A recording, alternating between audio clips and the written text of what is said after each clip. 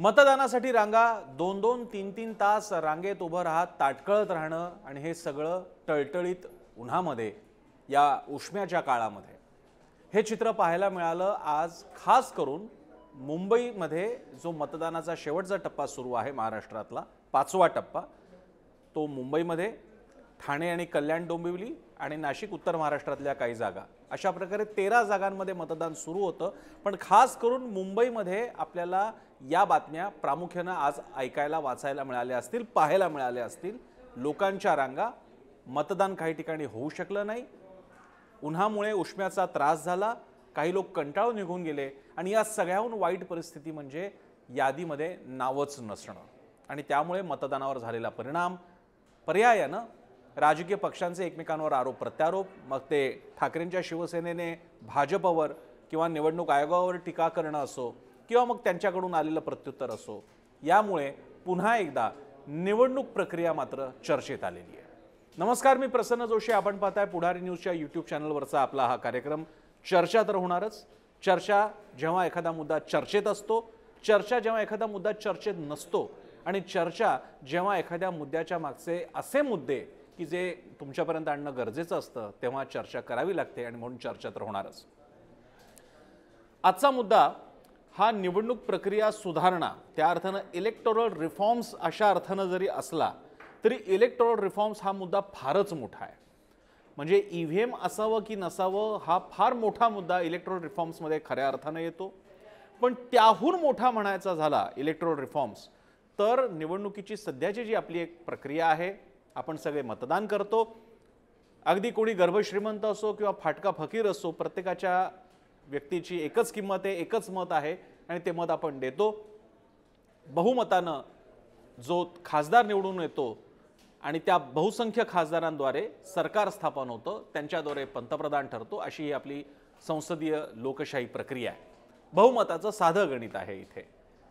एकूण मतदान समजा झालं असेल 1 लाख, त्याच्यापैकी ज्या व्यक्तीला 50,001 इतकं जरी मतदान झालं तो उमेदवार विजेता आणि ज्याला 49,999 मिळाले तो पराभूत। आणि असे खासदार यांचा मिळून जो आपला लोकसभेसाठीचा जादुई आकडा किंवा सत्तेचा आकडा आहे तो जर का गाठायचा असेल सुमारे 272 प्लस वाला, तर ज्यांना तेवढा आकडा मिळाला त्यांची सत्ता, उर्वरित सगळे हे मात्र सत्तेच्या बाहेर। आता याच्यात पक्षाची जोडतोड मोडतोड यामध्ये मी जात नाही, त्याचे आणखी वेगळे दाखले आहेत। त्यातही याच्यात गंमत आहे परत, कदाचित ज्यांना संपूर्ण खासदारांची बेरीज मिळालेली आहे म्हणजे 272 275 काय असतील ते, त्यांच्या मतांची संख्या, मतांची टक्केवारी ही कदाचित, आणि बहुतांश वेळा ते खरंच असतं, बहुतांश वेळा काय नेहमीच ते तसं खरं राहिलेलं आहे, ही मतांची टक्केवारी जे सत्तेत नाहीत विरोधात बसणार आहेत अशा सगळ्या पक्षांच्या किंवा एका पक्षापेक्षा कमी असू शकते। म्हणजे विचार करा, एकीकडे खासदारांची संख्या केवळ एकाने, दोनने, 5ने जरी जास्त असेल तरी सत्ता, देशाची सत्ता मिळू शकते।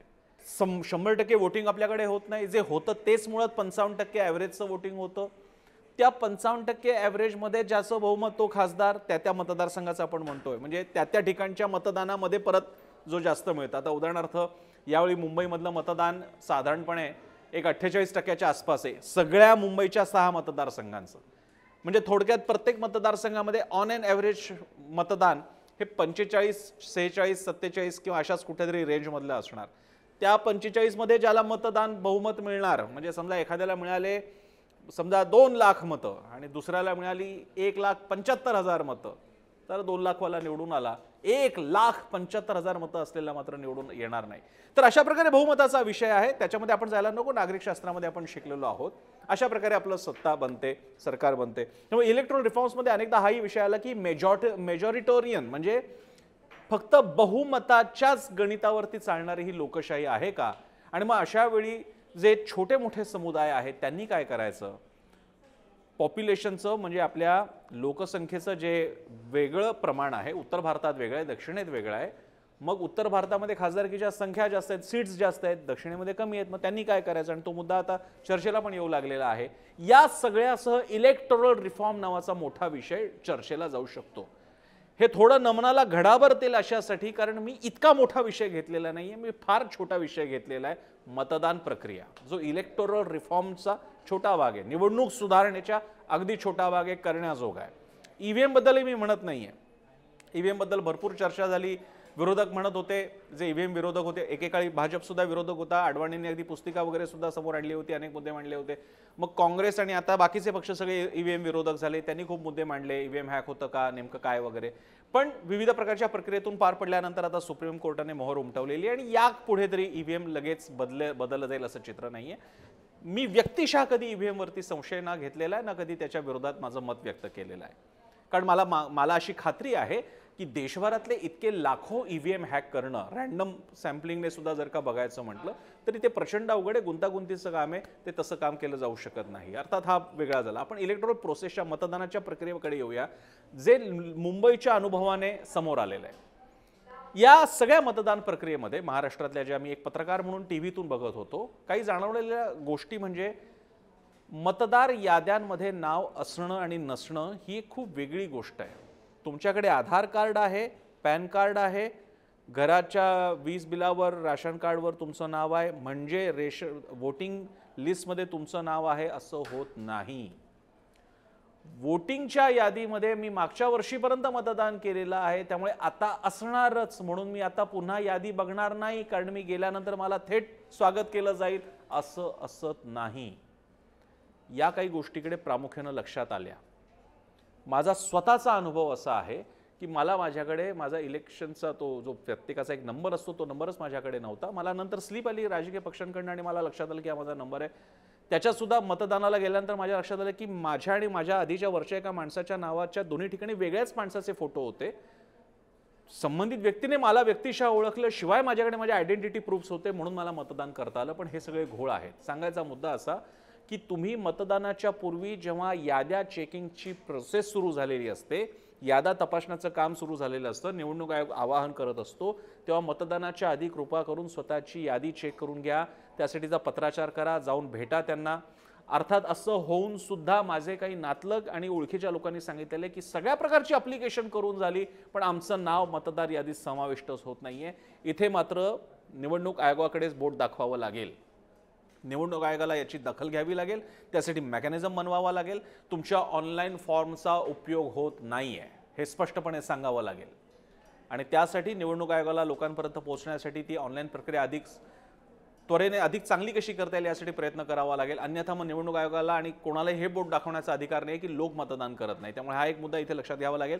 तो म्हणजे प्रोसेस अपडेट करण्याचा निवडणूक आयोगाकडचा भाग आहे. मग त्यासाठी तुम्ही लोकांपर्यंत कसं पोहोचू शकता? ऑनलाईन अपडेट आपण करू शकतो का? लोकांकडनं समजा सेल्फ ॲफिडेव्हिट, आधार कार्ड, बाकीचे पॅन कार्ड आता सगळ्या एकमेकांना लिंक झालेले आहेत. ते नंबर्स तुम्ही घेऊ शकता. त्या नंबरवरनं त्या माणसाची आयडेंटिटी कन्फर्म होऊन ऑनलाईन आपण ते कनेक्ट करू शकतो का? ती तुमची यादी अपडेट होऊ शकते का? जी त्या माणसाला थेट दिसू शकते की ही बघा ही वेबसाईट आहे, या वेबसाईटवरती माझं नाव आलेलं आहे, माझा नंबर आहे. ज्या वेबसाईटला थेट ऑनलाईन सुद्धा मोबाईलवरती दाखवल्यानंतर मतदान केंद्रावरती ॲक्सेस मिळेल आणि मतदान होऊ शकेल.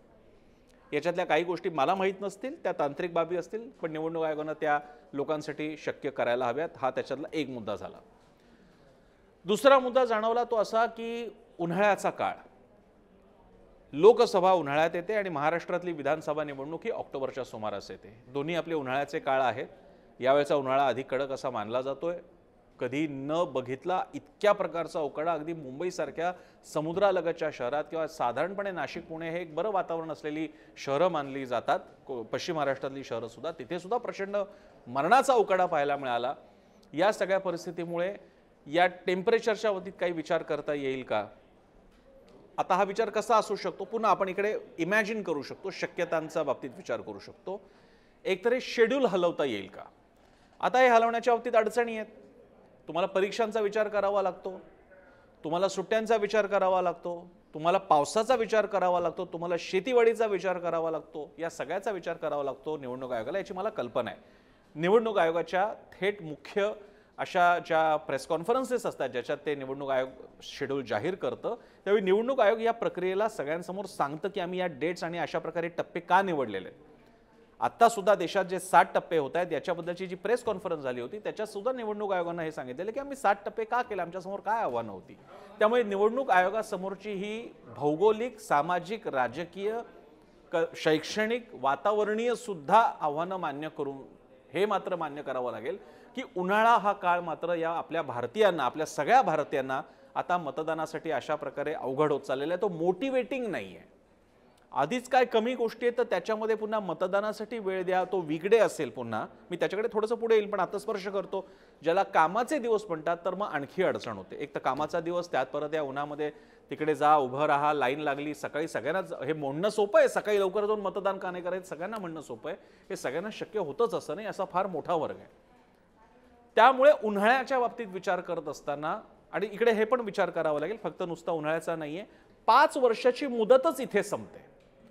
उन्हाळा हा मतदानाचा काळ आलाय, त्याचं कारण मे महिना ठरलेला नाहीये निवडणूक आयोगाकडून.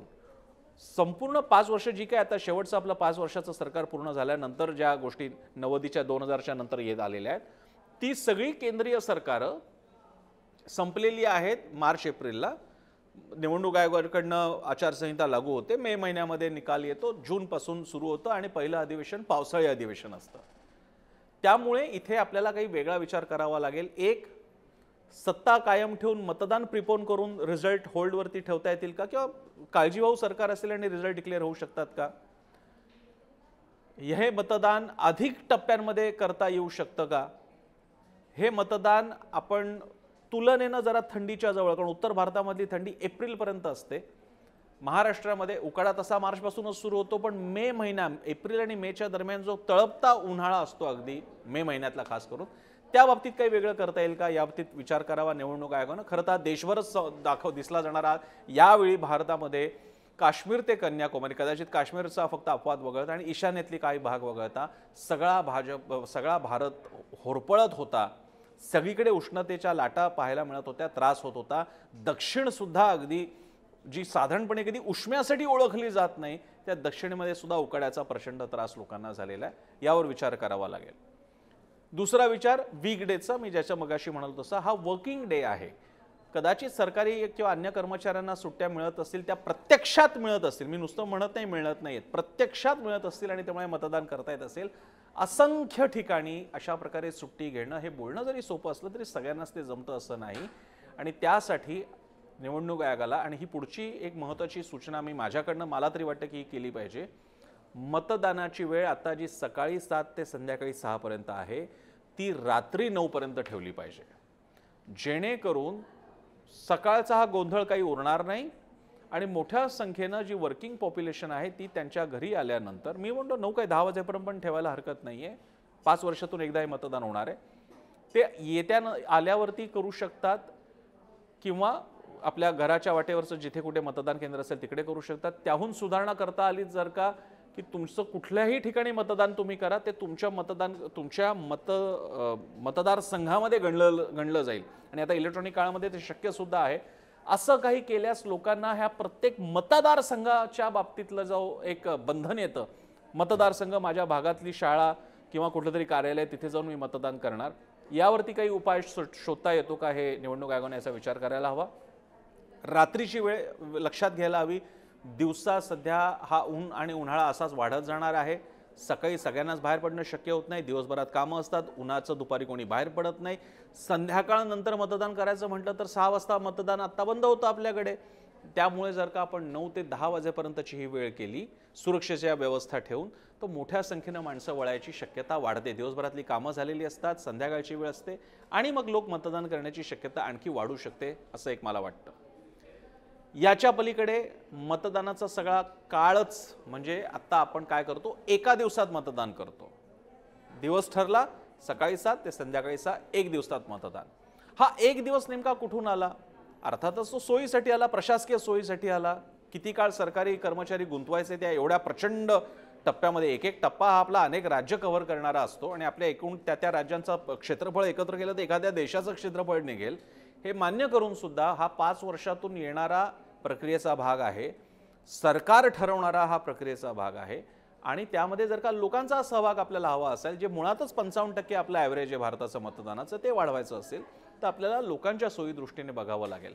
विशेषतः आजचा असा काळ की ज्यावेळी लोकांना आता साधी पेमेंट सुद्धा ऑनलाईन करायची सवय झालेली आहे आणि खूप चांगली गोष्ट आहे. सगळ्या गोष्टी आता ऑनलाईन व्हायला लागलेल्या आहेत.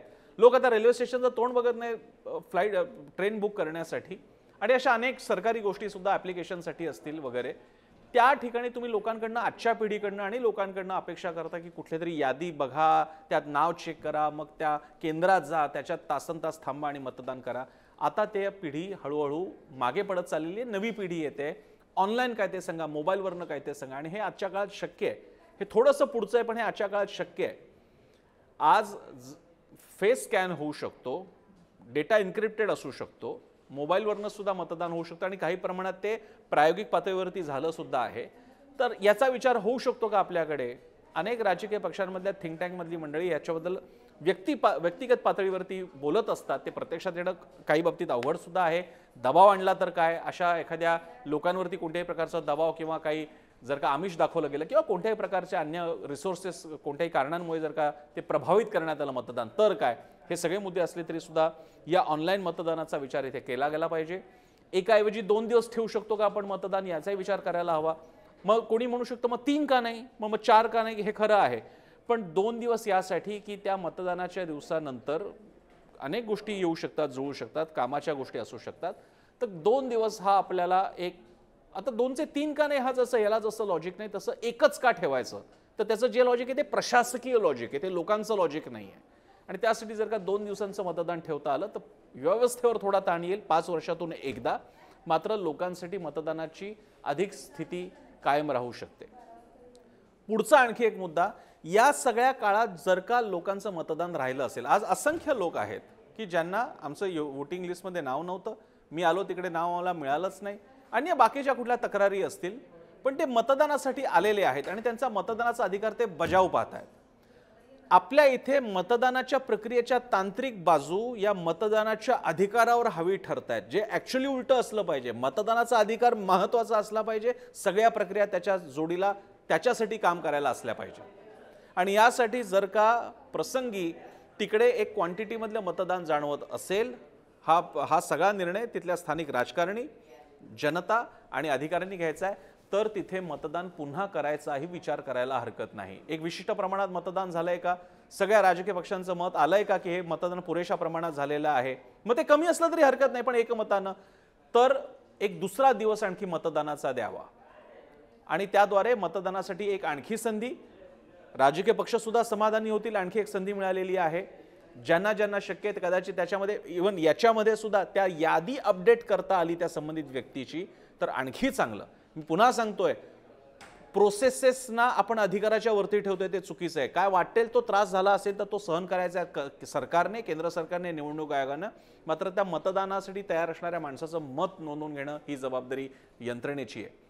त्यामुळे मग एका दिवसात मतदान नाही झालं, काही समस्या समोर आल्या, लोकांचं मतदान झालं नाही, रांगा लागलेल्या आहेत, अनेक जण निघून गेलेले आहेत, हे कारण आहे नवीन पुन्हा आणखी एक दिवस वाढवून देण्यासाठी.